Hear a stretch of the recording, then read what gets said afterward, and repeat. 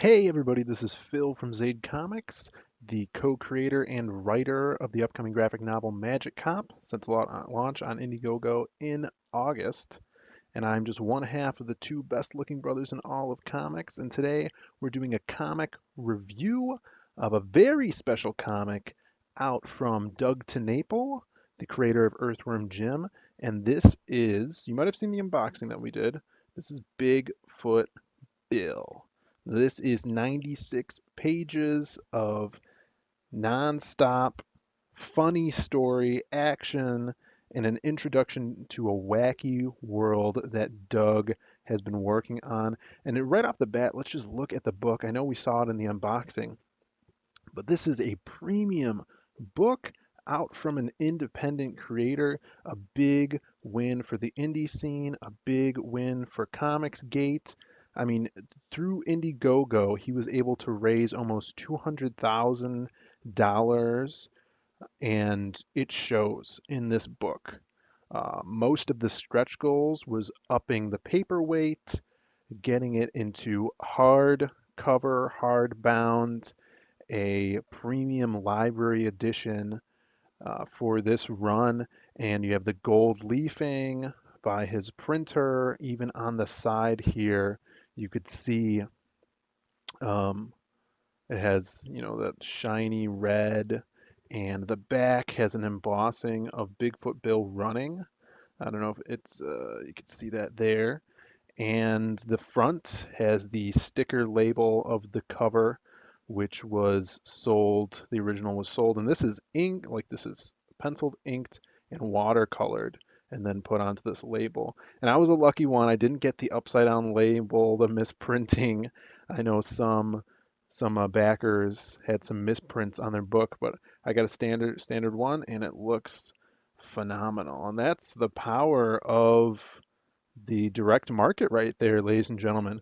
So going into the book and the story, I was watching one of Doug's streams, and he pointed out when they were unboxing these guys that the the beforehand pages, I forget what he was calling them, but this inside cover, and then on here, even these pieces of art that he did, and on the back also, they tell a story. You have the tentacles of the Kraken and Bigfoot Bill, his family that he's trying to find. And that's the ultimate goal of this book here. Bigfoot Bill is trying to find his family.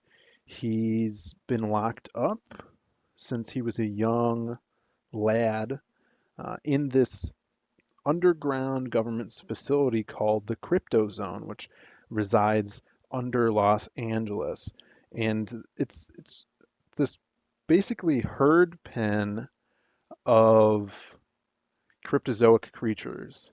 So, as he introduces on the first page, the jackalope and the Jersey Devil, um, many more, like the Loch Ness Monster is one of his friends, the Chupacabra, and there's a unicorn.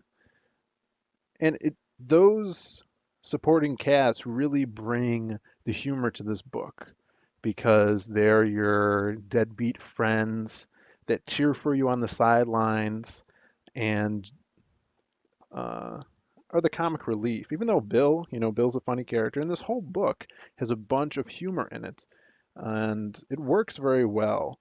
There's nothing. The thing that I like about this book is there's nothing that really dates it. I also heard Doug talking about, and I'm a big supporter of this, where you don't want to date your books, you don't want to reference things, super popular things that are happening right now, because in 50 years, those things aren't going to be popular. Doug the um, puts things into his comics that we all could relate to, and 50 years from now, we're going to still relate to. And I want to highlight some of the pages. The action pages are laid out really well. Like even this one, not even though there's not a lot of action happening on this page, he uses all of the area of the page, fills it up, has a little montage sequence of this guard running because the alarm has been sound because Bill has broken out again. And on this page too, one of my favorite pages, we see Bill kind of video game-esque over here as we're going through almost a side-scrolling platformer game, going through these air ducts, winding around down as he's trying to escape his cell. And it reminded me of a lot of old side-scrolling platformers like Earthworm Jim. So it's funny to make the correlation between the two in some of his page layouts. Uh, but yeah, the story is very linear and easy to follow, even though this is around 95 pages of story. Was able to read it straight through, and I didn't get fatigued by anything. There's no breakup, so there's no like, oh, if he wants to put it through Diamond later in issues, there's not an issue 1 and issue 2. It's just straight through. And the way he writes it, you don't get tired reading it. I didn't want to put it down. And here's another action page. He loves to do these action pages with right here where it's like a montage. It's not split up by panels or gutters. He just puts everything on the page and you're able to follow along from the lettering and to the motion of the characters.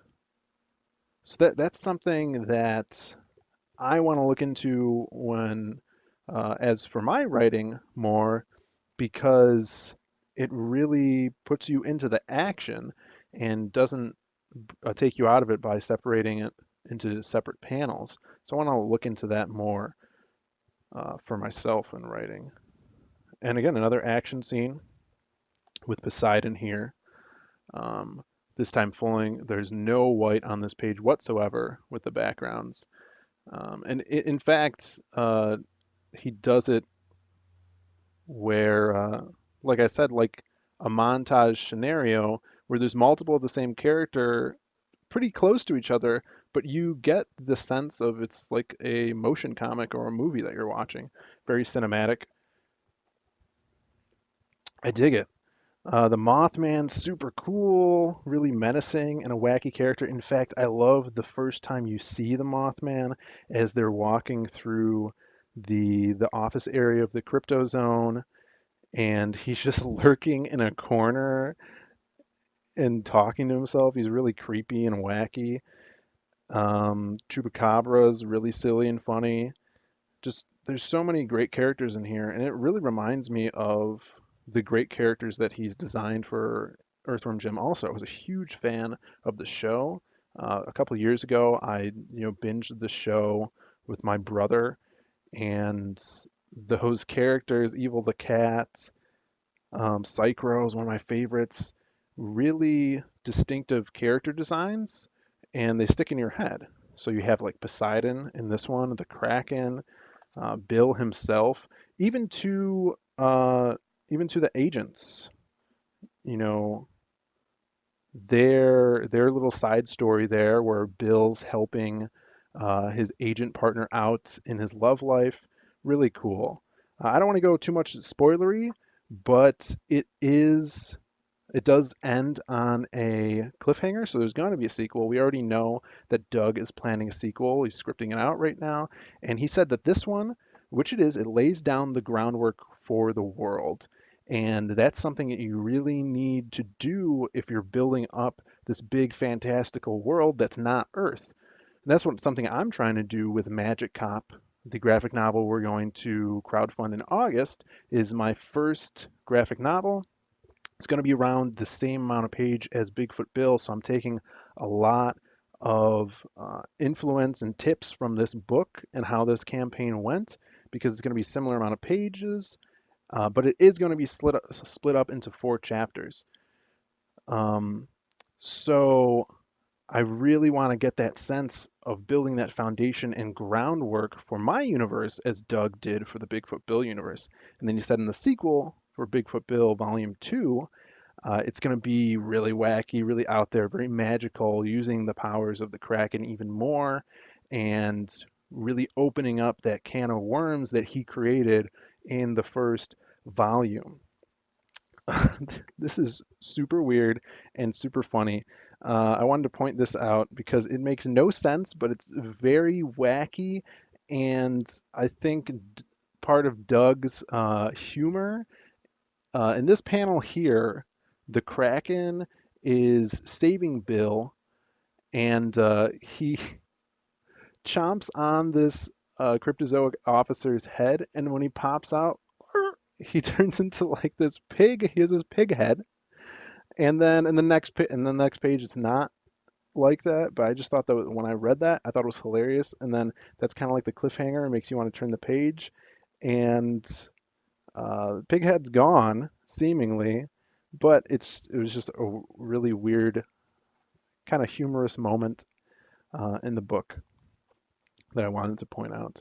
But yeah, the art is awesome. Kelsey Shannon did great colors, and his other colorist, Catherine Garner, she's been on his show many times, the Doug Show, when they do live talks and stuff like that. She's a great colorist. Also, she helped out with the colors. Um, yeah, I really dug it, and I'm really looking forward to seeing the next campaign, the next story, the next book. The book did come with some extra perks. I think I have them right here. We got the bomber patch and a bookmark and some trading cards. The trading cards are awesome. Haven't opened them up yet. They're all the same trading cards that got sent to everybody. There's three of them. Sweet bookmark. And Doug, in for his next project or for the next BigFoot Bill, he wants to do more trading cards to see if he could do like a randomized set, which I think is so fun. Something that we're looking to do with the first campaign of Magic Cop. If we hit a stretch goal, we want to do some trading cards by other artists, and just having fun with these independent ComicsGate campaigns, seeing the amount of work that goes into this book and the product that comes out of it with all of the fans making this happen. It could not have happened without us, and it's one of I mean it's the best indie book production I've seen. It's the same size as those Hellboy library editions. I have a bunch of those. So it's the exact same size. And even for, it's one story, those Hellboy books, they have multiple stories. Sometimes they have three, and then they have a bunch of, anthology that's in them. And many more pages than this. But if you have like a 96 page book, this fattens it up. It gives it some weight to it, and it's going to last a lot longer than having a floppy trade paperback. So you guys better hop on the next Doug TenNapel campaign because you can't get these anywhere else anymore. Maybe look on eBay, but if they're going to be up on eBay, they're going to be really expensive. So I hope you guys enjoyed the video.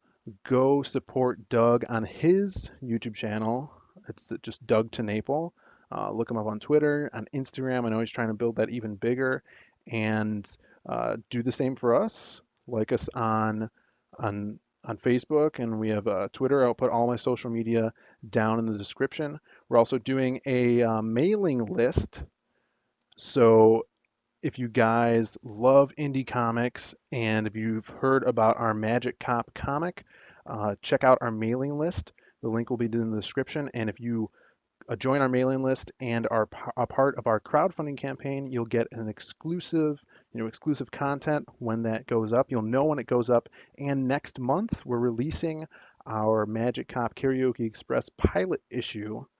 So if you guys want to read that early before anyone else for free, join our mailing list and you'll be able to read that early before anyone. So thanks for watching. Hit that like button, subscribe, and hit that notification button so you know when we got new videos up. Thanks for everyone tuning in, and hope to see you next time. Good news, everybody. Zaid Comics has its own newsletter, and if you subscribe to it, you'll be notified exactly when Magic Cop goes live on Indiegogo for our graphic novel crowdfunding campaign. Now, if you back the campaign and are part of the newsletter, you'll get some exclusive content that's not available for the other backers. In addition to this, we're putting out a pilot issue called Magic Cop Karaoke Express. Now, it's a 12-page ashcan that's coming out on Free Comic Book Day, but if you're part of the newsletter, then you'll be able to read it a day early. Now look for the link down in the description below.